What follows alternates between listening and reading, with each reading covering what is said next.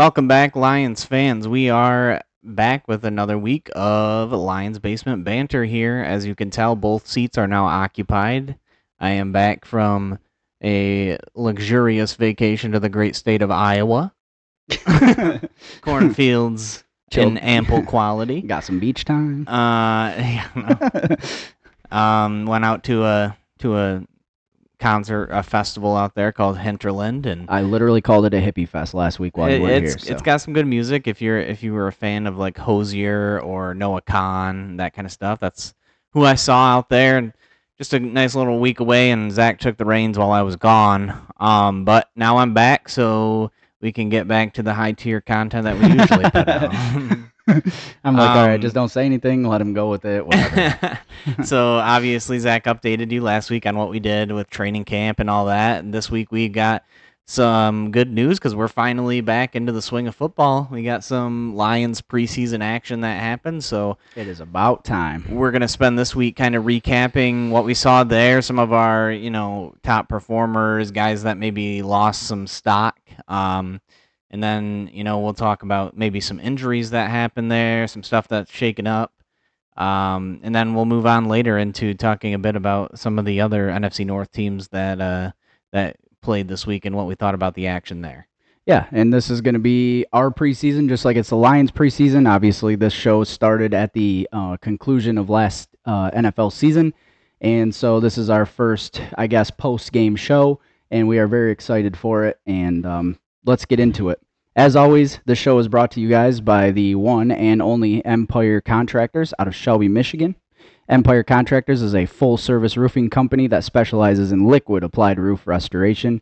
If you or someone you know needs a commercial roof, check them out at roofsbyempire.com or Facebook. Tell them Lions Banter sent you. All right, let's move on. We're going to start doing this a little different here. Before we had the quick hits, we had the main event. We had That Was Random. We're going to try something different for the season itself. Maybe we'll get back into those during off season, but we're just going to get right into the games and what we think.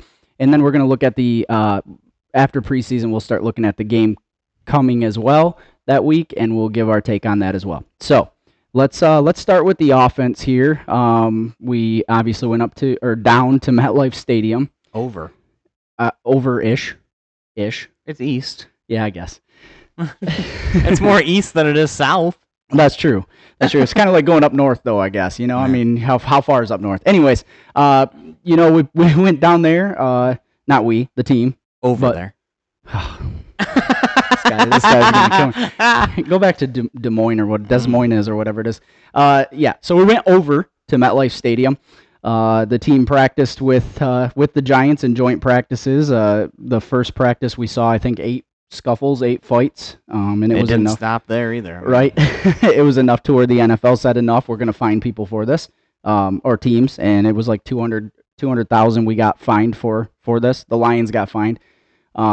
If you're one of those people that hate when a fan says we, I'm very sorry about that because that's just how I am. I've been a fan since I was born, literally, so I consider myself a we, I guess. It is what it is. Forced to have it. Yeah. So anyway, we went down there, over there. Damn it. We went over there, practice got heated. A couple injuries happened here and there, but then we got to the preseason game on Thursday, and we're going to talk about the offense first, and we'll just kind of go half by half a little bit here. First half, what did you see? I mean, obviously Sudfeld started. If we start by the offense, I'm just going to say, from what I saw from the backup offense, all I've got to say is I think it's best described by that meme with the little guy, and he's in a room of fire, and he's just doing this. I think that's the best way to describe how our backup offense looked all the way across the board. Put Ben Johnson in the war scene with the helmet. Yeah. Yeah. It was just it was ugly. Offensive line we was could not move the ball downfield, and when we did, it usually died around midfield. Mm-hmm. That it didn't help that our supposed number 2 quarterback Nate Sudfeld played like absolute trash, and I don't feel bad saying that. No. I know had plenty of chances here in Detroit. I know he's looked good in camp, and that seems to be the case with him. Is just he looks really good. He's a really good practice guy, but when he gets out on the field, it's just not translated. Nope. Yeah, that's a good way to say it for sure. I agree with that. Yeah, he was 13 of 24 passing, which is okay. He's about 50%. You'd like to see that up in the 60s, 70s. Only averaged 4 yards per pass at 96. Through the pick. Okay, so I do want to throw this out there. There's no question Nate Sudfeld looked like a college quarterback in an NFL game. I mean, for how long he's been around, he looked absolutely frazzled. And let's not dunk on college quarterbacks, because we'll get to that later. We had some college quarterbacks balling out that just came out of college. Okay, so a D3 college quarterback in his first NFL. Anyways, what I'm getting at is, what I'm trying to allude to is, if you look over at the New York Giants side, I just want to point out DeVito went 8 for 15, 92 yards. Drew Lock went 4 for 10, 17 yards and a pick.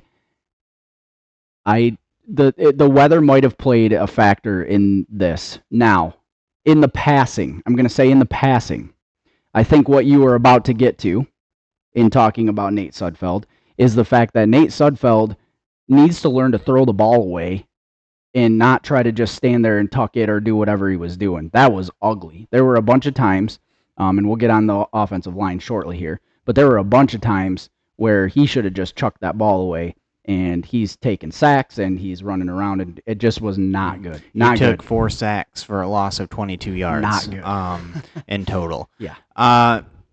What more can we say other than there was not great quarterback play happening, and that is partially on them and also partially on the offensive line, because there were a lot of struggles happening. Colby Sorsdahl had a rough day. Yep.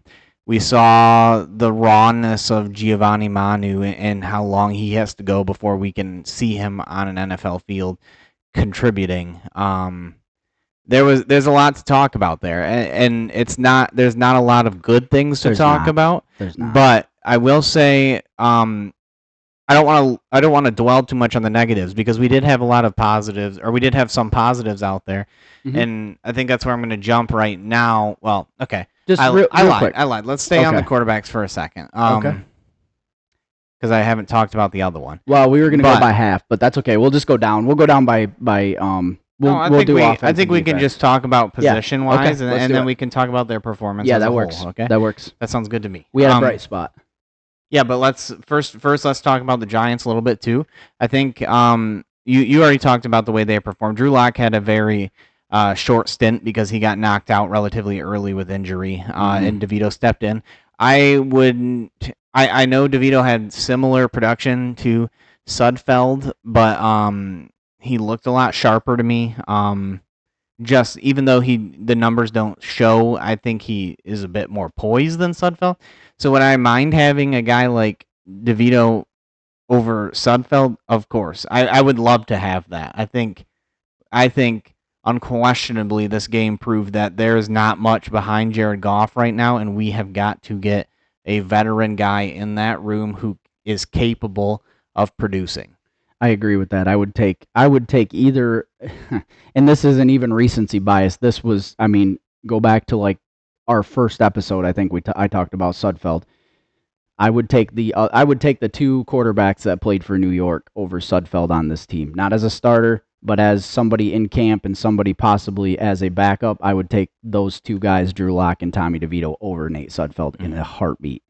Yeah, and I don't know. I'd have to look. I don't know who's out there free agent wise, but we did hear to Dan Campbell talking today, Sunday, in a presser, talking about, was asked the possibility of bringing in a quarterback because, and we'll get to this right after I talk about this, but Hendon Hooker exited, went into concussion protocol. Not sure what his status is. It's up in the air for this next game, so it's basically Goff and Sudfeld is all we have. So the possibility of getting a quarterback. Please don't give Sudfeld 4 full quarters. Yeah, good Lord. Dan Campbell did say that him and Brad Holmes were going to be looking today and tomorrow at possibly adding another quarterback and seeing if that's something they need to do to make sure they have somebody that can play with Sudfeld, or take over for Sudfeld or start, whatever it is. when we play our next preseason game against the Chiefs. Most likely going to be just a camp body, right? I mean, what you're seeing. I mean, I know there's a little bit of tongue in cheek. I know that. I understand, but you're seeing people throw out Tannehill. You're throwing people throw out Taylor Heineke. We are not looking for somebody to completely back up Jared Goff. I do not think at this time. I don't think. I could be wrong. I've been wrong once or twice before. No. To me, this is how it's going to play out because it always does. They will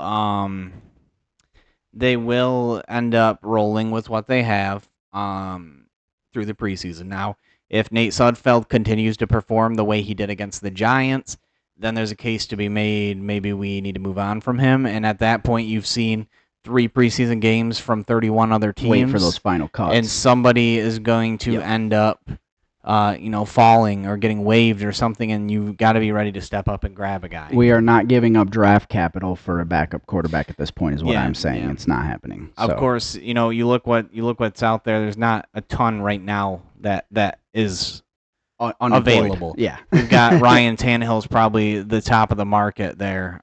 Teddy Bridgewater retired, so that you can't really even include him. He's not going to come back. Blaine Gabbert's out there. Brian Hoyer. A.J. McCarron, Trevor Siemian, Garrett Gilbert, Josh Johnson, Felipe Franks. There's a lot of guys out there, but none that are worth an actual roster spot at this point. No. I think if you're going to bring in like a veteran, I wouldn't mind seeing Brian Hoyer or Josh Johnson. I think those guys. Josh Johnson was all right for the Ravens from what we saw from him last year. So it's not. I wouldn't mind adding one of those guys, and I especially wouldn't mind doing it knowing what we already have. Someone who's I think I'm not trying to put words in your mouth, but just to kind of shore that up, somebody who's going to not cost a ton of money, but also has the experience NFL wise. Yeah, none of these guys that are left are going to cost you a ton, except for Tannehill, maybe. Right. Moving on though, we'll get off of Sudfeld here and talk about Hendon Hooker. One bright spot. We saw and I'm not even going to call him a bright spot. Are you saying he's a bright spot or he had one bright spot? No, I think based on this being his first NFL snaps in what we know as an absolutely terrible field surface. This has been documented. Shout out Aaron Rodgers. Terrible surface, rain, wind, the poise that he showed. Was shocking to me, and I think 2 weeks ago I kind of argued Hendon Hooker wasn't looking good in camp. From what I saw, he was underthrowing a lot of guys. He was doing this and that. Now I'm gonna throw out his stat line here. Just sorry if you wanted to do that, but he went 5 for 9, 36 yards. Still averaged 4 yards a pass per attempt. I think is what they have here. Mm-hmm. He also rushed 4 times for 34 yards. Right. So the dynamic of him is still there. It's obviously unfortunate that he went down with a concussion. He got the Lamar Jackson and Anthony Richardson introduction to the NFL, where you learn you can't necessarily do what you did in college as much, is my opinion on that. But I just think he came in and it might be just because it was such a stark contrast to what we were seeing with Nate Sudfeld and literally just standing there immobile.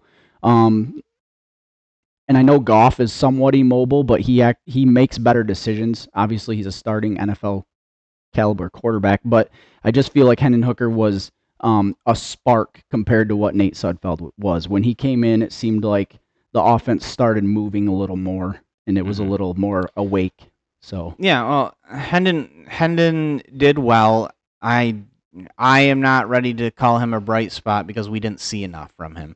I think that's true. We saw exactly what we knew we were going to get, and that's a guy who is inexperienced at this next level and is going to need some time to develop just a little bit to get into the swing of things, and that's exactly what we knew we were getting. So it wasn't that he outshowed or outdid expectations, or he didn't live up to expectations. I think he landed right where people knew he was. That's true. Yeah, I'll give you that. Yeah, he's a bit inexperienced. The one thing that bothers me about this game, and I understand you want, like preseason, you want it to be as much of a simulation of a real situation game as possible. I get that. What bothers me about preseason is you're getting looks at guys that are not necessarily going to be starting. They're vying for a spot, right? So you play in this really crappy weather. You have a quarterback who's struggling in that crappy weather. There were some guys, and we'll eventually move on to these wide receivers, but there were some guys that I wanted to see in the wide receiver room that are in this like wide receiver 3-4 battle that we didn't really get to see them showcased because of the struggles from the quarterback and the offensive line, which really sucks because it puts them at a disadvantage now. It sucks that was the way it happened because obviously it's not on them. So yeah, well, we'll get off of that a little bit. The quarterbacks, we talked about them. There's only so much you can talk about. There was one poor performance, and then one that was cut short that you really can't gauge what we saw. Hopefully we'll see him back soon. Yeah, so we'll leave that where it is. The next position group we can talk about is the O-line, which we've already kind of talked about, but I don't, in terms of this one, I don't really have much to say on an individual basis other than what I've already said with Sorsdal and Manu. The only thing with Manu, I just want to touch on Manu real quick. Pause. I just want to say I posted on X that I wasn't impressed with what Manu did, and not a lot of people, but there were some that came at me saying, he's a project. We knew what we were getting with him. I understand that. I totally agree. The thing is, I saw multiple plays. Go check the tape. You can watch the regular, broadcast. There are plays where, as a tackle on a blindside block, he completely misses his guy. Doesn't touch him. Not even touched. He didn't even engage the block. And most of them were like a blitz, or it was something where he might not have seen the guy. But man, that is dangerous on a blind side. Like, I just hate seeing that. That makes me nervous, even if it's somebody, I don't know. He's got a lot to go. I get it. Yeah, and he's raw, and we'll not hang on him too much there. No, I know. He's also let's talk about the fact that that might not be where he plays. They're giving him snaps at tackle, and that's fine. But there's been talks about him moving to guard, and we've got and that might be better. There's not as much of having to get that quick step to beat a guy to be able to engage with him, because up in those trenches you're basically engaged right away. Yep, that's true. So maybe that's where they decide to put him, but less passing off and moving on to other blitzers. Yeah, I get you. I get you. I don't feel comfortable talking about anyone else on that offensive line, just because as much as it is rough to say, I don't notice that kind of stuff as much unless we're talking about our starting offensive line, because they're usually making big plays or they're creating noticeable. Big plays. Yeah. Yep. That it just seemed like there was constantly giants in the backfield, guys disrupting plays, and I don't know where the fault lies, but at some point it's just got to be a group effort, and you got to understand somebody's not picking up something somewhere. Only other thing I have to say on the offensive line is, and this is PFF grade, so take it with a grain of salt, but the dude Connor Galvin was the highest rated PFF player on that field for the Lions this last game, and he went down with, I think, a season-ending injury. So that's unfortunate, because it did sound like he was a possible long shot 53 in camp. So I'm just throwing that out there. He was balling out, and to see that happen, that sucks. Yeah, one thing to leave off the offensive line here is I did see a report today that it's looking like Christian Mahogany is going to be getting back on the field next week. So we'll get that rookie out of Boston College getting in there, and hopefully helpful for him. Yeah, helpful for him, helpful for us too. That guy's a big dude, and he fell in the draft, and he should be a help. Yep. Possibly vie for that swing guard position that they're kind of looking for. Talk about the wide receivers, and you've already touched on this. We didn't get to see a lot of great production because of the play of the rest of the offense, and there just weren't plays to be made. Really, is all it came down to. Darius Fountain is one that we were excited to see, and kind of see if he lived up to the hype that he's been getting about being that possible number 3 guy. We didn't really get to see much out of him. The plays he was in there, it was with Sudfeld, and they just weren't getting the ball out to him. Just wasn't happening. Yeah. So there's that. I think there was only really, to me, one wide receiver that stuck out, and that was Isaiah Williams, the undrafted rookie free agent that we signed out of Illinois. And we knew that might come. We knew that might happen with him. He had 4 catches, 35 yards, which to the naked eye isn't going to be impressive, but it's a preseason game. He's sharing a lot of time. He might have only gotten like 2 quarters of play, so that's 4 not bad. targets. Yeah. Yep. Yeah. So he did pretty well. One big play to DPJ, and that was DPJ showed he has the explosion. It's really the consistency with him. We've got to see same as it's been. Yeah, if he can keep that going. Everyone else, I'm going to be honest, I just wasn't impressed with. One wide receiver I will say lost stock was Maurice Alexander, and that was not because of his wide receiver play, but because of his return play. Yep. I realize we were in less than ideal conditions with the rain and that, but you have got to have sure hands. You've got those sticky gloves. You have got to be able to feel the punt, even if you're just. Yeah, he muffed one. It was multiple, I think. He muffed one completely, and then the other one he got, and then he got hit, and the ball came loose, That's right. but he was already down. That's right. Yep.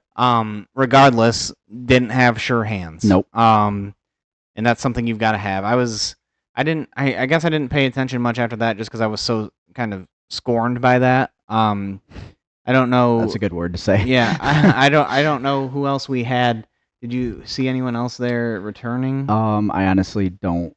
I don't remember. I don't. I might have it down here. Let me see on that box score. Well, we're gonna get into some special team stuff, so maybe we see that down a little farther. But yeah, I'm with you too. The Mo Alexander definitely went back. I just want to say, like, we're not gonna get off on a tangent or anything. I do want to point out.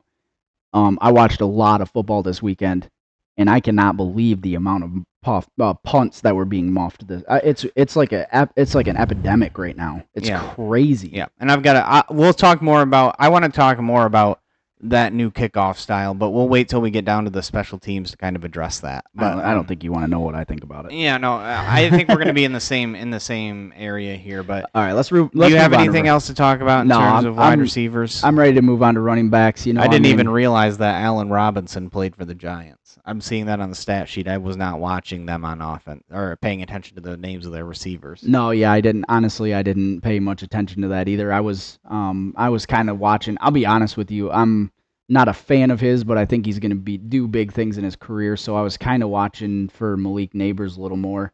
And we'll talk about this when we get to the defense, but we didn't see much from him, so that was pretty good. Well, we'll move on to our last point here on the offense, and that's going to be the running backs. And we knew we had a strength here coming in, and it showed. It really did show. Even without our top 2 running backs in the... Yeah, it's funny because our top leading rusher was Hendon Hooker. Yeah. 4 carries, 34 yards, 8.5 average. Well, that's fine. Nate Sudfeld had 14 yards. He was the 3rd leading rusher. But the one thing I want to talk about is a guy that showed out that we thought might have the shiftiness to be good, but we didn't really know. Is he a running back? Is he a safety? Is he a running back? So, and we're of course talking about our 4th round. Was it 4th round selection? Or 3rd round? I can't remember. I don't remember. He was early. He's a 3rd, I think. I think he might have been 3rd, but I don't want to take the wrong credit. As you're looking that up, or do you have it? He was a 4th round pick. Okay. So 4th round. I was right. I think Manu was our 3rd round pick. Gonna be a steal, right? You guys. Yeah. Gonna be a steal. Let's dive in really quick to that. He's the only running back I really want to touch on because Zonovan Knight, Craig Reynolds, Jake Funk, Jamar Jefferson really didn't impress me. It seemed like there was a lot of, and this could be offensive line again, struggling to get to holes if they were there. If they weren't there, then it's not really their fault. But Vaki was... But why was he able to do it and they weren't? You know what I mean? I just don't know. But I'm not going to speak to that. Vaki just was impressive. He had multiple, runs where he just looked explosive and he was shifty. He was leaving defenders grasping for air on multiple occasions. Mm-hmm. And that was really encouraging to see out of someone we weren't sure how long it was going to take for him to show out as a running back. I know he did already play there when he was Utah. Is that where he played? The Utes? Yes. Yeah. So making moves, basically in the box still, and just we're moving from safety to running back is no joke. No. So 7.3 yard average per carry. He only had 4 carries, but still, when you've got people, you start looking down this list, non-quarterback players The next highest average is 6 carries for 12 yards, 2 yards per Bam Knight. So Sione Vaki, shout out.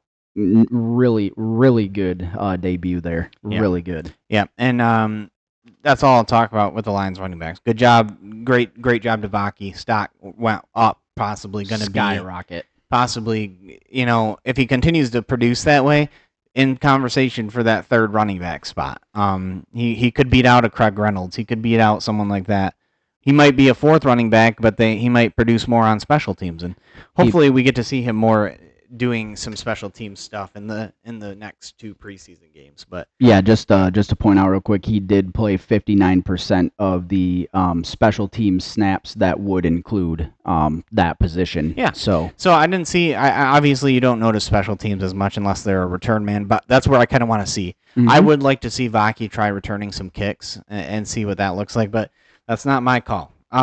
New York rushing looked a lot better than we did. They had some big explosive plays that made their averages inflated. Eric Gray was a phenom for them. He only had 4 carries, but he took it for 52 yards and 2 touchdowns. Eric Gray balled out. He was also their leading receiver too. So yeah, and then they had Dante Miller, who ran for 63 yards on 12 carries, so that's another 5 yards per carry. Yep. They looked sharper, and I've got to imagine that's just because of the way our offensive line played. And I hate to keep beating on that, but it's kind of where that's it lies. how it was. Yeah, I agree. I think that's really just what happened. So, you want to move on to the defense? Yeah, I'm ready. All right. So before we move on to the defense, let's hear a word from us on our sponsors. All right. This show is brought to you by Empire Contractors over here in Shelby, Michigan, on the west side of the state where we do our show, right along the lakeshore. Empire Contractors is a commercial roofing contractor who specializes in liquid applied roofing restoration. Check this out.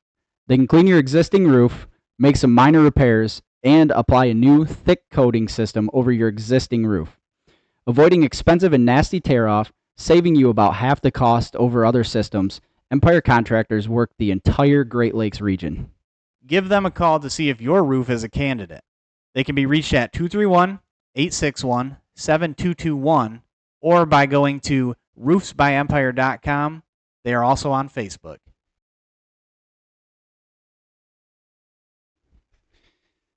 All right, so moving on to the defense here, we'll start with the defensive line. So let's get. I got to get this pulled up now here. All right, so I guess this is kind of not really broken down on D line, is it?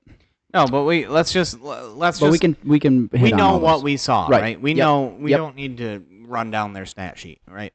Right. To me, on the defensive line, there were 3 clear winners to me. Okay. And that is going to be the undrafted free agent Isaac Ukwu, right? Biggest winner. I think it's got to be Broderick Martin in the middle. Looked real good. And another guy next to him, and I know PFF disagrees with me, but Mekhi Wingo also, to me, looked really good. I got a fourth for you on that. Okay, go ahead. You go ahead and add yours. Nate Lynn. Okay. I don't remember him, but, it's possible that I just... He's out for the season. Yes. Okay, well... Season-ending injury, but he looked really good. I think he had a sack at least, and he had 2 tackles for loss or something like that. So he looks like he had 1 sack. Okay, 1 sack. Okay, yep. Okay, yep. And 2 quarterback hits. Yep, 5 quarterback hurries, I think, was what I saw too. So anyway, we're not, like you said, we're not going to run down their list, but he showed out based on what I saw. Yeah. So we'll start on the edge with Ukwu. 1 quarterback hit, but he had a sack, TFL, 2 tackles. I saw him around the quarterback a lot. Was not expecting to see that out of him at all. He just came out of nowhere, which seems to happen with us. I don't know where the stat was. I think I saw something about like the past 7 years, the Detroit Lions have had an undrafted free agent who's made the team, the 53-man roster. So there you go. Very good chance that someone else is going to do that. I think there's very clearly 2 of them that stand out right now, and that's Isaiah Williams, the wide receiver that we talked about, and Isaiah Ukwu. Isaac Ukwu. I got Isaiah's both, but Ukwu showed that he has good burst off the edge. He's got good bend. Good power, yeah. Yeah, so he's He's one to look at. He could be a sneaky make for the team, especially if. Don't say it. Oh, don't say it. I know. Especially if the coaching staff continues to show the kind of, uh, I don't know how to say this. If they continue They're just unsure. If they continue to have the uncertainty Yes, around yes. James Houston. What is it with him, man? What are we missing? Because last year it was James Houston is not. I don't want to say lazy. I don't want to use that word, but he takes plays off. We heard that last year. That's why he was in jeopardy last year. This year, it's probably the injury history. I get that. He's got a bone bruise now, so that's why they're saying he played a little rough this last game. What is it that we are missing with him? Well, because I just, every time I look at his tape, he's in the backfield. He's right there. But the problem is he one-dimensional? I'm going to hit you with this. I think he is one-dimensional, but I don't think that's a problem. To me, I think the problem lies, and I'm going to, for once in my life, come after the Lions coaching staff a little bit, to be honest with you. Okay. I do not like the fact that... The current coaching staff, not once in your life, because we've done that. Okay, well, yeah, for the Dan Campbell coaching staff. I got you. I do not like the fact that we are forcing him to do something that he does not naturally do. We are standing him up. And then saying we're not going to keep him because of it. We're standing him up out in the middle, and where the Mike linebacker is, kind of, and expecting him to make plays there. We know he is a less than ideal person to be stopping the run and doing that kind of stuff. I think he showed that he has good speed and that he can track well, but stop putting him out there. He is an edge rusher, and that's what he is. So let's put him on the end and bring him in pass rushing situations as a specialist there. Especially when we need an edge rusher. Yeah, we need that. So I don't know why we continue to, put him out of his position and try to make him do things. Now, let me backtrack. I understand why we're doing it, because we want to see what he has. We want to see if he's going to give us versatility there. But to me, it's like we've already seen that that's not going to happen. Right. So let's just put him on the line, rush him at the passer, see what he has. Is he going to be able to keep up the production that we saw in his rookie year? And if he doesn't, then at that point, okay, it's going to be hard for me, but let him go. If that's what has to happen, then let him go. But do not let him go because he's not doing things that he was not expected to do before, but is now being thrown on his plate. So I want to the James Houston thing. I'm gonna say I 100% am in agreement with everything you just said. I am on that side of the fence. I'm not standing on the fence. I am with you on that. I'm going to play devil's advocate because it's something I've thought of a lot with James Houston because I really like him and I really want him on this team. Is it possible that the coaching staff is doing quite the opposite of what we're thinking and what we're saying here, which again I agree with? Is it possible that it's James Houston is such an athlete, but we don't have the spot for him, or he's not showing out where we want him to, so let's just try him in all these different spots, and hopefully because he's such an athlete and such an absolute force when he's out there, we need something to stick to make him stay. I don't get to see every practice. So do I claim to know everything that's going on? No. Here's what I know. In his first season, an absolute baller. Had an unreal stat line for the amount of games he played, was ridiculous. Crazy. Second year, we can't really quantify that because he was injured, and that's what it is. He was injured, so... Balled out before it, though. I think anytime we talk about him, like, the second year to me is null and void. I'm not even going to include it. Okay. What I saw against the Giants was when they put him on the line, for the most part, it looked like he was at least getting push.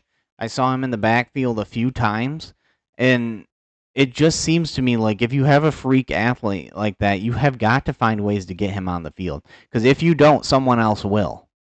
Right. I mean, we're not putting Aiden Hutchinson back in the Mike spot and hoping it sticks. Like, what are we doing with... Here's one more thing I want to say is it's not like, we can't keep James Houston because we've got another guy at that spot. We don't. That's proven. Davenport? Yeah. To me, would I rather have James Houston, who has proven production, or Marcus Davenport, who's been injured in his career, was a first-round pick and never More so lived than up to the Houston. potential that he had? Or would I rather have a young Houston who we take a risk on? Or a Matthew Betts who, yes, he looks good. I will say he looks good. But is he any more developed than Giovanni Manu on the offensive line? We don't know that. You don't know that. So I agree with you. I would take the sure thing. That dude is a beast when he's out there playing the position that he's supposed to play and healthy. He's an absolute force. He should be out there. I will fight. I will die on that hill that James Houston should have a 53, and it should be as sure thing as, I don't know, Jack Campbell. I'm just going to throw that one out there. I'm not saying Jack Campbell shouldn't make the 53 at all. I don't want that twisted. But I'm saying James Houston should be as sure a thing as like those kind of guys. Okay. It should be sure. That's all I'm saying. Let's move off the defensive line. We'll move to the next level, which is the linebackers. Do you have anyone that really stuck out in the linebacker room? To me, I'll start off. Yes.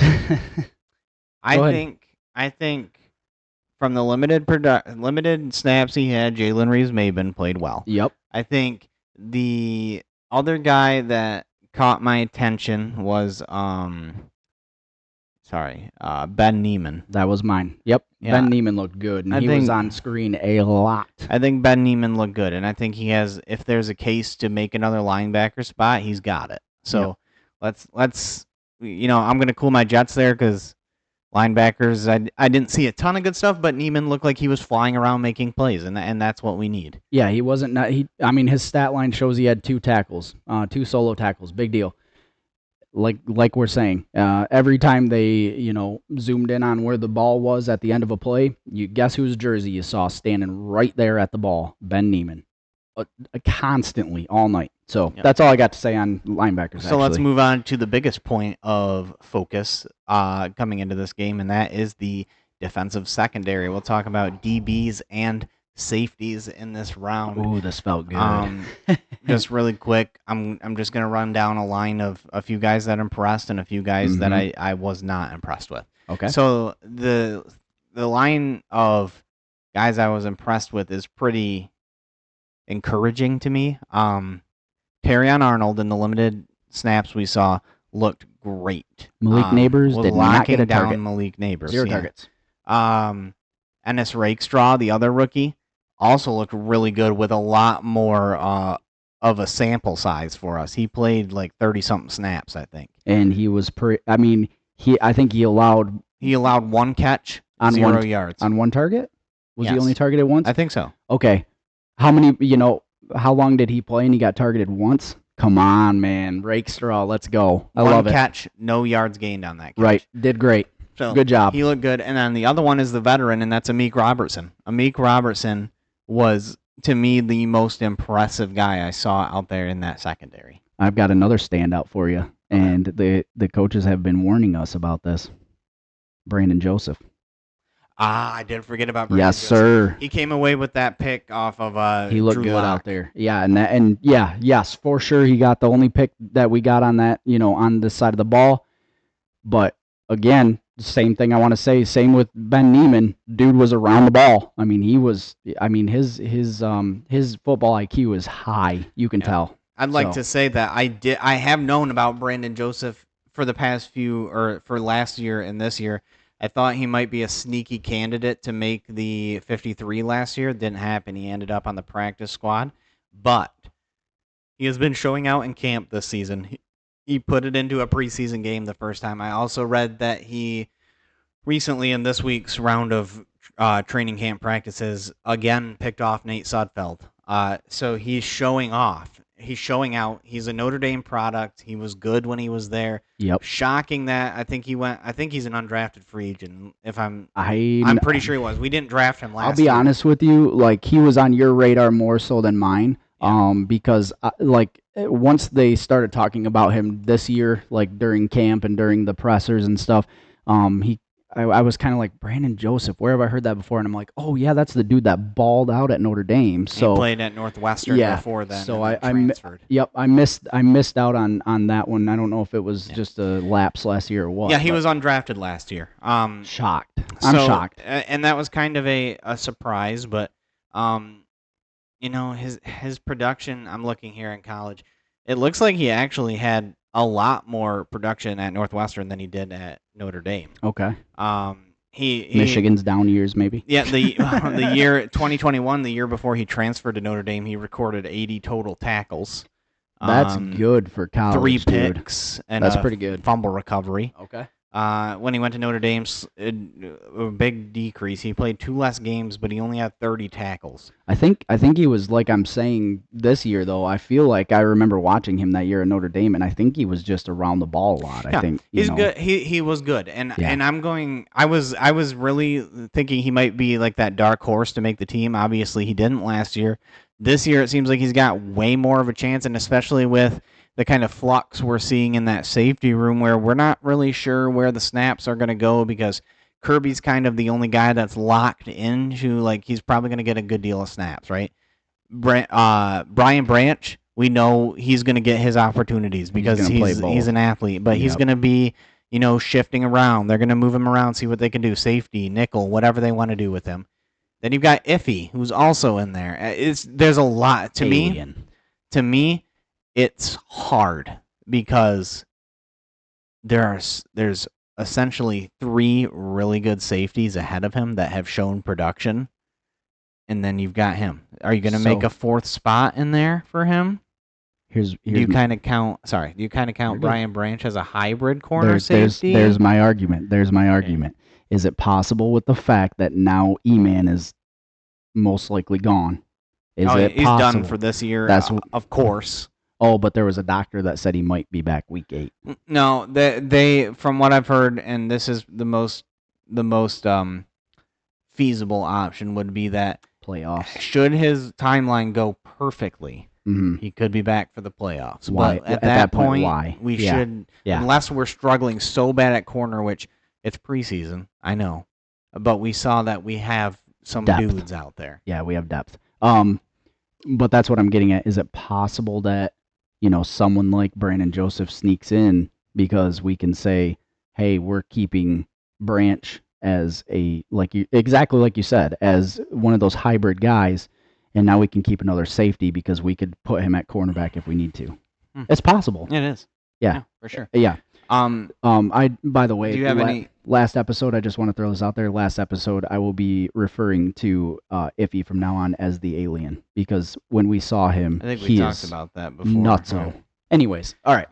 So do you have any other positives on the DB room you want to talk about? Before we dive into I only have a few that I want to talk about that disappointed. Okay, I want to be honest with you. I think, and this is the homer in me. This is the absolute, fanboy fan, whatever, however you want to say it.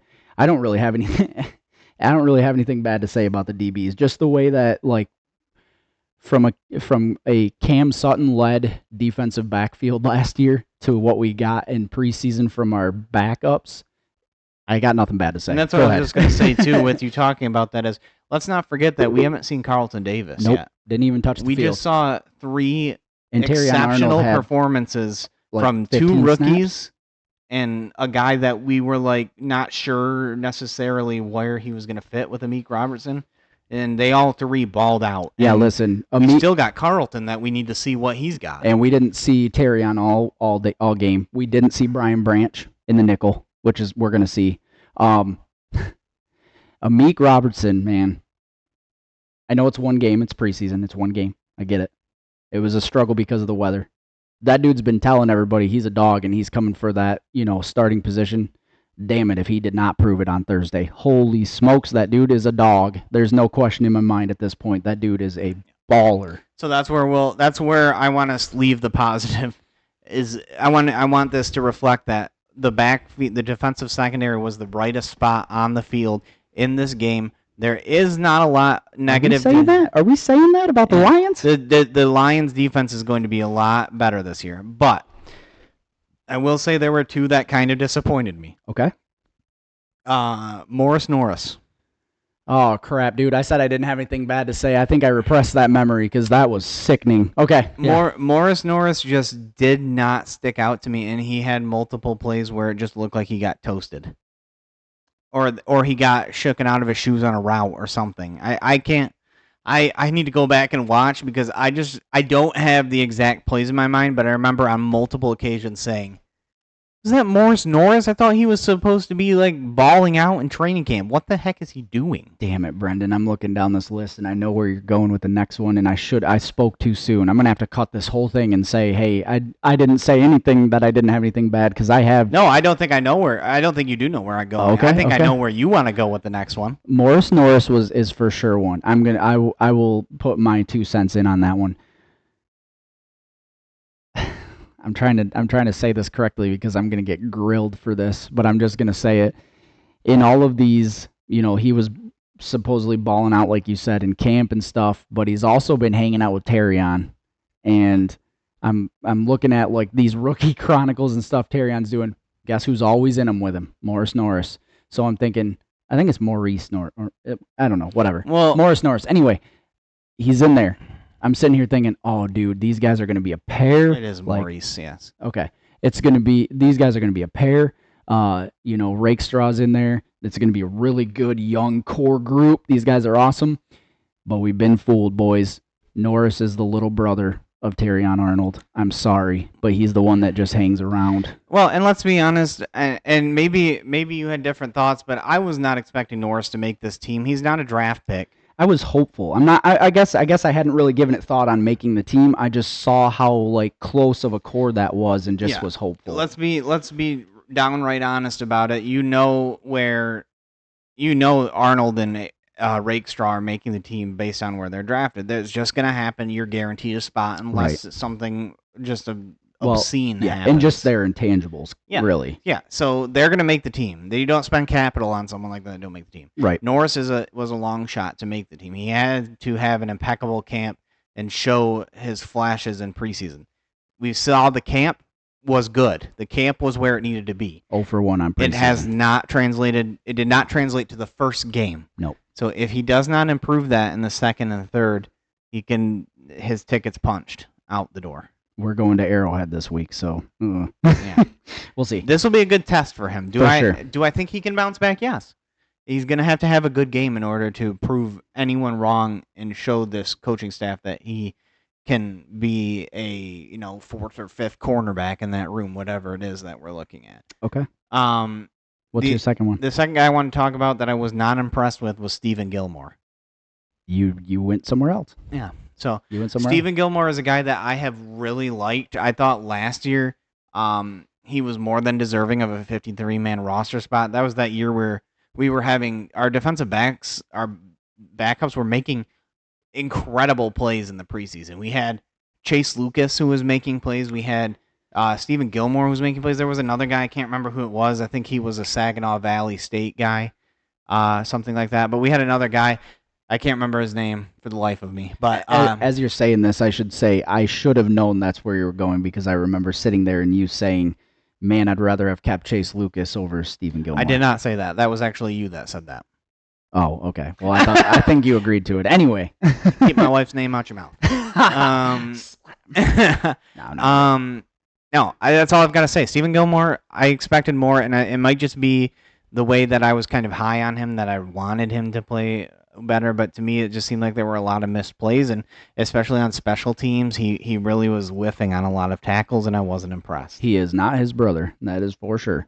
The other one I had, and this is just going to probably stick with me until he's not on this team anymore, just because I don't know if I'm like seeking out bad plays by him, but Kendall Vildor, man, I knew that's where you were going. This backfield, this defensive backfield is deep enough. Kendall Vildor should not make this team. That's all I'm going to say. I'm going to leave it at that. I'm not going to give you any stat lines. I'm not going to give you anything because it might completely be biased and just, I might not have anything real good to go off of, but I just don't think he should make this 53. That's it. I'm done with that. I'm leaving it. Yeah. Until next week. Yeah, that's all I've got to say. We're gonna move on to the special teams, right? Yep. I'll give you one leg. You get to pick, and I'll take the other leg. You pick which one you want to talk good about. I was just gonna say, just to start it off, I will give Stephen Gilmore his props. The one play he did make was recovering a Maurice Alexander fumble. That's right. So good on him for doing that, right? I'll get off of that now. Now we're gonna talk about the special teams as a whole. we are in trouble in the return game. They're gonna have to put somebody out there like JMO. I know you're not with that. I know you don't like it, but they're gonna have to put a JMO or a Gibbs or somebody back there. They have to. They're gonna have to. That's not going to happen. You are not going to see a Jameer Gibbs, and you are not going to see a Jameson Williams out there returning kicks. They are much too valuable to risk getting injured on a kickoff. So is the damn football, Brendan. Okay, well, I don't really care what you have to say about that because you're not going to put. If we don't have the football, those valuable guys aren't even on the dang field. I'm just going to tell you right now: if you put a star out there like that and they get injured, somebody's losing their job. Okay. Anyways, it's not happening. What do you got? Isaiah Williams returned some punts or kicks. That could be the guy. That could happen. He looked okay. He really did look okay. He was more sure-handed than Maurice Alexander was. So that could be a possibility. But I think in this next preseason game, we need to see other guys getting a chance out there. So let's put a Vaki out there. Let's get a Craig Reynolds out there. Let's get somebody else. Khalif Raymond. Yeah, or a DPJ. Why isn't DPJ out there? He's got the speed. Exactly. So let's get these guys out there and give them a chance. Maurice Alexander showed us we know what he can do. He's been doing it for us. He did it for us last year. He was our kick returner, and it wasn't anything spectacular. He was pretty quiet. He was consistent though. He was quiet, and that's fine. That's all we needed. Now we have this new kickoff rule where supposedly it favors big returns because you've got less of a speed coming at you on the tackle side. You've just really got to get past one line of guys. Right? Mm-hmm. Get somebody in there that's shifty. We saw what Vaki can do with between tacklers and just making guys miss. So let's give him a chance. Let's give some other shifty guys a chance, speed guys. Get them out there. I do not, for the life of me, want to see Maurice Alexander in this next game returning kicks. No, I don't think he earned that spot. And you know how I am. I always try to put some kind of stupid humor in this kind of thing.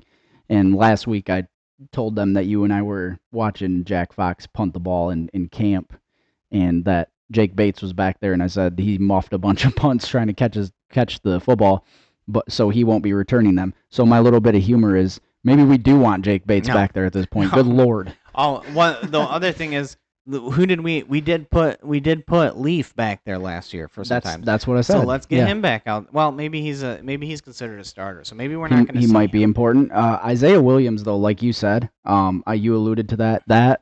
That might be the guy. Yeah. That might be the ticket. So that's all I want to talk about. But he wasn't back there for punts. And I think this was the pun that you were alluding to when we started the segment about standing on one leg and you'll take the other. Mm-hmm. We had both guys, both legs in the special teams roles that showed what they can do. And I'll let you take Jake Bates. Let's go. So you can go ahead with him. Like on the show or?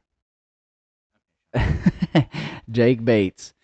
I want to just point this out.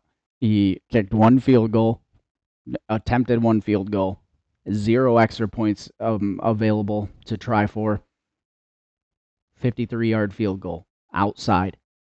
Outdoors. I want you guys to know, it's outdoors. In the rain. It was a little windy. Jake Bates knows how to kick a dang field goal. 53-yarder, good. 1 for 1. I was really happy with it. Also, it's Sunday. Some of you that went to training camp will know this already. And the rest of you that are on socials will also know this by now. 64-yard kick in situational football at the end of training camp today. Made it. There's a debate on whether it was 64 or 63. Do not care. Let's not, split hairs there. I don't care. I mean, that you're outside. Is Money Badger hitting those? No. Sorry, Money Badger, get well. You're not hitting those. Jake Bates. Is Riley Patterson hitting those? I'd give him more of a chance than I would at Badgley hitting him. Sorry. I'd give you more of a chance than Badgley hitting that.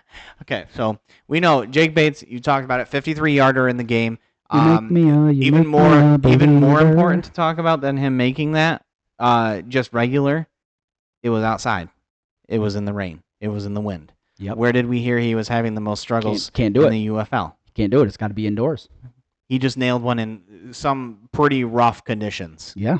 On a surface that we know has had its problems in the past. Right? In an NFL game with NFL fans away from Ford Field, love it. Absolutely love it. It's one field goal. I get it. He's going to miss some. I totally understand. But that was a hell of a way to start. I'm gonna be the overreaction of the day, and I'm sure you'll agree with me here. Him hitting that field goal, to me, I don't care what happens. I want him on the team. Yeah, that's my overreaction of the day. So let me say something, and obviously I don't have the experience. I know that, but I think from what I've seen over my however many 400 years of watching football, I think that kicking, a lot of kicking, if you're a pro kicker and you already know you can do it, you already have the leg. I think a lot of kicking is headspace. It's all in, a lot of it's in your head. If you've already got the talent and you're already there, you can really get in your head. So I think the practices last week or the week before where we said, oh, Jake Bates missed a couple of them at the end of practice, like what's going on? Jake Bates had a 53 outside in an NFL, game, and then all of a sudden we hear Jake Bates is in the same damn practice that he was the last time, and he's nailing a, I don't care, 63-yard kick. Like, if he's got the confidence, it's possibly over at the kicker position. We've got our guy, if that's the case. I liked what I saw. That's all I'm gonna say is it's my overreaction. I am high on that kicker. I'm glazing Jake Bates. Yes, sir. So we'll move on to my guy here that we're gonna talk about is Jack Fox, and boy did that man show off his leg. Deserves the same amount of glazing. Oh, I thought you said the same amount of glizzy. Caught me off guard. Skibbity Riz, boy. I was like, okay. Yeah. The same. Never mind. Jack Fox punted 7 times. I'm gonna just skip over you here. Yep. He punted 7 times for a net of 347, which is averaging about 49.5, I think 49.6 per punt. Go ahead. Say That's nearly 50 yards per punt. That's incredible thing. On itself. Then we look at the 2 stats that I really like. His longest, 62 yards. A 62-yard bomb. Was that his first punt? Yes, I believe so. Oh, my dude, that thing was up forever. I thought it was going into orbit. And the most important part here, 2 of those 7 punts landed inside the 20. Beautiful. Right? Beautiful. So we know what Jack Fox is. In my opinion, he is the best punter in the league. Let's say this again, though. Let's go through it. Away from Ford Field, outside, in the rain, in the wind, in the conditions, Jack Fox did it 7 times. Maybe this is just me being Pro Bowl detached punter. from that. I have not ever heard anyone coming for Jack Fox. No. So one of the top in the NFL. I'm just gonna knock that out of there. The away from Ford Field. I'm sick of you doing that. Well, I'm part of the show fine. too. You can't just knock it out of there. The only place you have to worry about Jack Fox punting is in the Dallas Cowboys AT&T Stadium, because he's going to launch that thing so high that it's going to hit the Jumbotron. Yeah. That's the only place you have to worry about. But to me, he just solidified himself, and there's a reason he was made the highest paid punter in the league, and he showed it. Yep. Pro Bowl Jack Fox coming again. It's great that we don't have to worry about that. I'm hoping we don't have to even see him on the field that much this year, because our offense is just going to be so unstoppable that we're going to just run the league. But that is one thing. I feel like when we saw Jack Fox the other day, I feel like I should have apologized to him, because I never use him in Madden. I it's always go for it on 4th and 55 or whatever it is. So 4th and 55, you need to. But hey, I turned it up to pro. Yeah. So that's all I have to say on that game, right? Do you have anything else that you want to touch on that game? Only other thing I'm going to say is that, as far we're moving away from the actual game and the players, the broadcast, we got to see Golden Tate up there in his first one. He was obviously a little nervous, a little shook because it was his first one, but he did really well. I just loved the reverence he showed with Rod Wood when he was up there, and there was just a lot of respect coming from Golden Tate, and I think it's possible he has a future in broadcasting. He did really well. Yeah. So I was impressed. I think all I'm going to say is I don't think we're going to see him on any national broadcast. He's got a ways to go. He was a little shaky. He was kind of trying to find the way to transition to the next point. Yep. A little awkward. He'll be all right. We're not here to analyze analysts. We're here to analyze the players, right? I just liked seeing him up there. So to round out our show, it's only right. We saw the Packers have not played yet, right? I think they're actually playing now as we speak. Oh, okay. So maybe we can look that up as we go. Oh, yeah, they did play. They played yesterday. Oh, I didn't see that. Jordan Love threw his like a 56 or 65-yard bomb or something down the field for a Okay. touchdown. So what we're gonna do is we're gonna, it's only right that we kind of take a look on what's been going on inside the division Mm-hmm. in these first week, but technically two if you're the Bears, for preseason. Yeah, week and a half for the Bears. Yeah. So we we saw I obviously neither one of us watched the Packers game. To its Just saw highlights. That's Yeah. about it. I watched the Bears game. What I'm gonna say is Caleb Williams. Okay, Caleb Williams showed some good stuff. He's got confidence. No. Let's just say he showed some good stuff. I don't want you to get all on a tangent here because you're thinking I'm glazing Caleb Williams. Caleb Williams showed some good stuff, but what I also saw was a lot of some stuff I saw from Justin Fields. Most of or a good chunk of the plays that I saw that I'm were so the glad most you're saying this because I was going to. were the playground plays where the offensive line and let's pause there where I say this. The offensive line was trash. Thank goodness we are going to tear that team apart. He's going to have to make a lot of quick decisions. Was that their actual starting line? Did they actually roll For the out most part, yeah. I saw Darnell Wright was out there, and I think they have that injury with Tevin Jenkins, who was supposed to be a starting guard, I believe. Lions get that second edge rusher shored up, whether it's Houston I don't or think not. you're going to have to worry about that because I think Hutchinson and that interior are going to do enough. Feast. Yeah. That the other side, somebody will get there. Whoever it is, they should have a relatively easy path. Okay.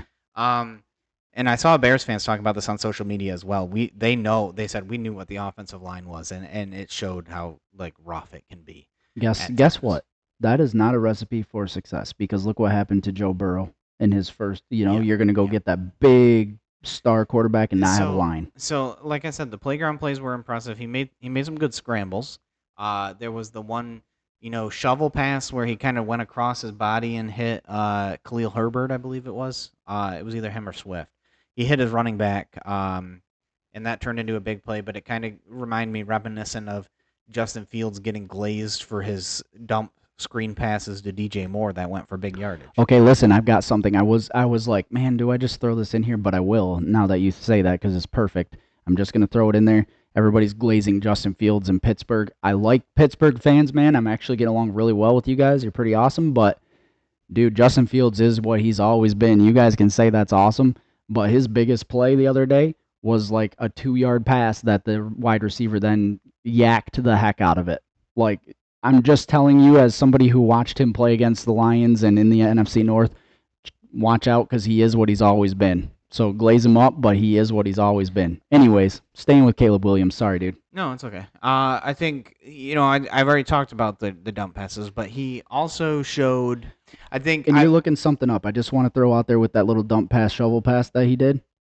I think in a real world, real game starters, I don't know anybody unless we're gonna say Caleb Williams is gonna be Josh Allen, Patrick Mahomes. I don't think he makes that pass in a regular game. I don't think that thing works out very often for him. Yeah, and it's not a go-to. He was 4 of 7 for 95 yards. So that's his stat line. Not bad. It was a good start for him. He only played the first quarter, I think, so it was like 2 or 3 drives maybe. Mm-hmm. The first one looked okay, and then the second one was looking really dangerous because they were backed up. It ended up, turning out this is what happened. Caleb Williams nearly threw a pick on that second drive. Nearly threw a pick. Just because he was dancing around trying to find someone. Finally found a guy on the sideline, whipped it to him, and there was a guy that just from the Bills that just undercut the route perfectly and was about to do it. Unfortunately, he did make illegal contact. So that one they got bailed out by a penalty there. Okay. But for the most part, I was not that impressed by Caleb Williams. I think there were a few positives where he had good anticipation throwing where he converted in big spots. But to me, it was like, okay, it's just another, okay, whatever. To me, he wasn't worth the hype, I guess. But I know it was his first game. It was his first NFL career, his first snaps. I get that. I even said it on X. I know you've probably saw what I said there, but I'm not worried about Caleb Williams still at all. My opinion has not changed on him at all. I think he's going to be overconfident to the point of failure. To be honest with you, I want to put this into perspective just so that we can get the right stats there. Caleb Williams had the 97 yards passing, right? That one dump, or 95 yards passing, I'm sorry. Yep. That one dump pass I talked about to DeAndre Swift, was his DeAndre Swift's only catch. He went for 42 yards. And that's what DeAndre Swift does. And that pass was completed about 3 yards past the line of scrimmage. Right. So the Bears are what we thought they were. Eberflus will do the same thing he's done and whatever. They won't win games. They'll look flashy. They'll have some cool plays, but they won't win games. And that's what I'm hoping I see and what I'm expecting to see. But I will say, let's not get too cocky here, because this is the preseason. We are not seeing everyone's full. No, I know, and I totally understand, because we just did the other side for the Lions, so I understand. Like, let's be chill, let's be calm. Stuff, they're not showing everything. I get it, but I'm just saying. First of all, I need you to scroll up and see where the amount of chipped nail polish stat line is. I haven't seen that yet, but all I'm saying is all this did was embolden the Bears fans, honestly. I mean, whatever, but I'm telling you, you're going to hate me for this because I'm going to do this again, but it's the truth. It happened. This dude is as confident, as cocky as Johnny Manziel, and he had, I know you're mad about it already, but what I'm saying is, usually with that kind of attitude, you get yourself into a bind as an NFL quarterback. I'm just saying, he's probably got the confidence, he's probably got the talent, but he's going to be confident to a fault. Okay, let's lay this one to Russ and finish it off by talking about the true star of the game, and that's the MVP, Mitch Trubisky. I literally texted you and said he's doing crappy or something. 10 of 18 for 82 yards passing. Probably going to overtake Josh Allen at some point. He was looking rough, though, dude. He was, for real. Probably going to overtake Josh Allen at some point there. So okay. The next one I'll talk about is the other game that I watched some of, and I'm sure you did too. And I'll start out with saying this. It's going to be the Vikings that we're talking about playing the Raiders. Yep. I was more impressed by J.J. McCarthy than I was J.J. McCarthy. He's the real deal. Caleb Williams. And I'm going to take this one step further and just really quick leap out of bounds here from talking in the division. I was more impressed by Bo Nix on the Broncos than I was by Caleb Williams. I done said, man, he was underrated in the draft. I said that on draft. So we don't need to talk about Bo Nix. Whatever. We'll jump on. You literally did. I know. But what I'm saying is I wanted that to be a quick staple. Right. J.J. McCarthy, rough start. We all thought he throws a bad pick to start off his preseason. It was a bad pick. Then he comes out and goes, totals out his stat 11 of 17, 188 yards, and 2 touchdowns. And that shows a lot, right? Multiple 30-yard pass bombs to receivers. Anticipation throws did really good, finding the holes in bracket coverage on the sidelines. He was impressive. He was very impressive. He also showed a little bit of rushing. He had 2 carries for 18 yards. He showed his ability to kind of spin and be good as a runner, but not to the point where you're worried about him taking hits, because he didn't do it all that often. And I'm not going to glaze JJ too much because, obviously he's not our guy. But I will say, throwing that pick and then coming back out and doing what he did, hate as much as you want, but that's some of that comes with the ice in your veins from winning a national championship and doing what he had to do to get there. Yeah. I'm just saying some of that does translate. So that's all I've got to say about him. I like I said, we're gonna keep this short on the other division teams. We just kind of want to tell what happened and kind of a quick thought on what we think about the team. To me, right now, Minnesota looks like they're probably going to be the 3rd place team in the division. Yeah. I think they're going to fight the Bears for that spot. The 2nd place team is going to be the Green Bay Packers. I did not watch this game, but like you said, Jordan Love showed good poise on the one drive he had, 2 for 2, 63 yards and a touchdown. That's about as efficient as you can get. The one thing for the Packers of concern is their rookie running back that they took in the 2nd round, I think, is USC's Marshawn Lloyd, I believe, is where he came out of. But expected to kind of be an interesting piece there mixed in with Josh Jacobs and A.J. Dillon. Yeah, and honestly, with the... he did get injured, though. Oh, did he? Yes. Oh, that sucks, because I was just going to say, with the injury history of the other two, it's possible he's going to see some time. But if he got injured, then He yeah. injured his hamstring. Oh, dude, those stick. That sucks. That sucks. Hopefully, it's nothing crazy because those stick. You know those stick around. Yeah. So They said that he was he began their camp actually, kind of trying to rehab a hip injury. Finally got to his first practice on the 30th of July, and then he left Saturday's preseason game with a hamstring injury after he that had just 2 sucks. touches. That sucks. That really sucks. Yeah. So I'm again the NFC North. Uh, Pretty much what I'm gonna say is, besides the Lions, because we're hoping they're better even this year. I'm gonna say the other three teams are who we thought they were. I mean I think they're gonna fall right where we thought they were as far as seeding. Not seeding, but as far as placement. Finish in the division. Yeah, I think they're gonna fall right where we thought they were. I do think there's a good chance that we see some. I think that there's going to be more of a dogfight than we think there is. I think the Bears, Packers, and Vikings could very well all finish in the same realm, and it's going to be possible that one, and depending on how the rest of the NFC shakes out, we know it's much weaker than the AFC. Mm-hmm. Depending on how it shakes out, there is a possible chance that two of those teams could earn a wild card spot. We'll see if that happens, but I think it's very much possible that we could see 3 NFC North teams in the playoffs. That would be really awesome. That would be really cool. I'd like to see that for sure. Obviously, we'd probably end up playing one of them. Well, it depends on how it shakes out because we'll have a first round bye. So most likely we would end up playing them because if we're the division winners, we'll be one of those top 4 seeds, which is, obviously one of those seeds gets to bye. The other 3 play the other 3 yeah, we're gonna get that wild bye, card though. teams. So if they lose their first game. Yeah, so let's hope that happens. But I think we're good. I think we talked about all we needed to talk about. We got a good, brief little thing on the Lions talking about everything that we saw, everything that went down. Got some division stuff nailed down. Everyone enjoy playing Madden that releases this week. I didn't even get it, but yeah, I'm still in. I'm still in my franchise from last year. Yeah.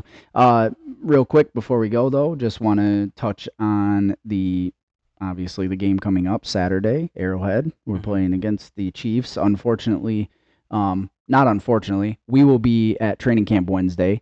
Unfortunately, the Chiefs declined any joint practices, so we don't get to see them. My son is a big Chiefs fan, so bandwagon. But anyway. So, but one quick question before.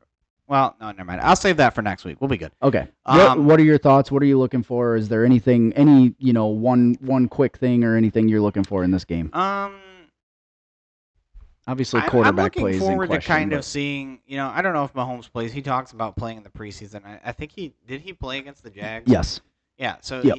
he might play a little bit. I don't know if Andy Reid's going to allow it 2 games in a row, but we'll see. I just want to kind of see Xavier Worthy. That's all I really care about. Anything from the Lions side you want to see more of, or you're looking at, or you're trying to see if they build off of next game or last game? I want to see is the offense move the ball. I want to see. Okay. I want to see us get more. Obviously the receivers. Yeah, I want to move the ball. If that results in field goals, that's fine with me because then I get to see Jake Bates more, and that's fine. Right. I'm not going to complain about that, but I just need to see us move the ball a little bit more. Okay. Yeah, mine is obviously the opposite side. I would like to see a little bit more of the defensive secondary. I want to make sure that that wasn't a one-off or whatever. I don't think it is, but I'm excited to see that. And then I want to continue watching what Isaac Ukwu does because I think there's a story to be had there. I hope he shows out again. Okay. So that's gonna wrap us up. We will be back next week with talking a bit about what happened in the second preseason game.